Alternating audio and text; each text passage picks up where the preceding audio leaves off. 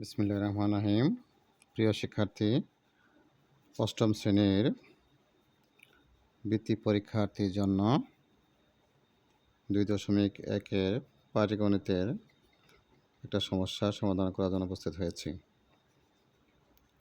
2.1-এর 1 নম্বর প্রশ্ন, একটি পণ্যদ্রব্য বিক্রয় করে পাইকারি বিক্রেতা 20% এবং খুচরা বিক্রেতার 20% লাভ হয়। যদি দ্রব্যটি খুচরা বিক্রয় মূল্য 576 টাকা হয়, তবে পাইকারি বিক্রেতার ক্রয় মূল্য কত? সমাধান। সলিউশন। প্রথমে আমরা দ্রব্যটির খুচরা বিক্রেতার ক্রয় মূল্য নির্ণয় করব। খুচরা বিক্রেতার ক্রয় মূল্য নির্ণয়।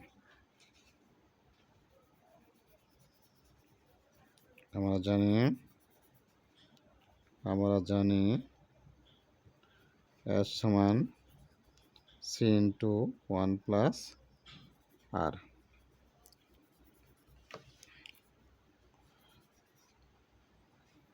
বা C সমান S/1 + R। S মানে সেল, বিক্রয় মূল্য। তাহলে খুচরা বিক্রেতা বিক্রয় মূল্য দেওয়া আছে 576। 1 যোগ লাভ হলো 20%।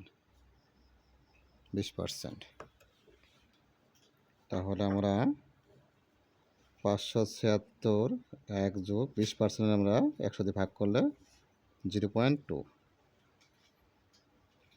তো 576 এটা যোগ করলে 1.2। তাহলে আমরা যদি ভাগ করি তাহলে আমরা কি পাবো? 576 ভাগ 1.2,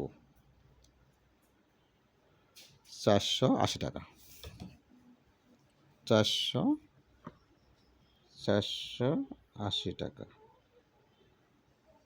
তাহলে খুচরা বিক্রেতার ক্রয় মূল্য হলো 480 টাকা।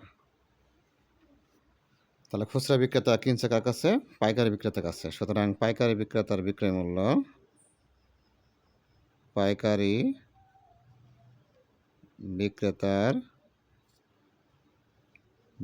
মূল্য সমান 480 টাকা।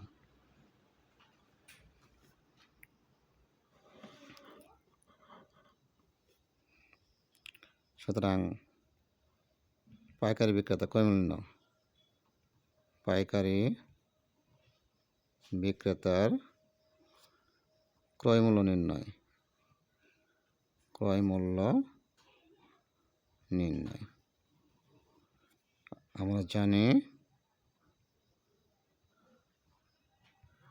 S সমান C × 1 + R বা C সমান S/1 + R।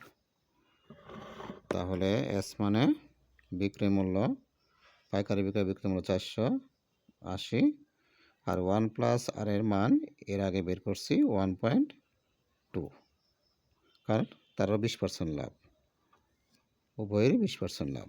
তাহলে 480-কে আমরা ভাগ করতে পারি, ভাগ 1.2, 400। তাহলে আমরা 400 লিখতে পারি। সুতরাং পাইকারি বিক্রেতার ক্রয় মূল্য, পাইকারি বিক্রেতার ক্রয় মূল্য 400 টাকা। উত্তর 400 টাকা। আশা করি বুঝতে পেরেছ। জানতাম তোমার পড়ার শেষে তুমি আশা করি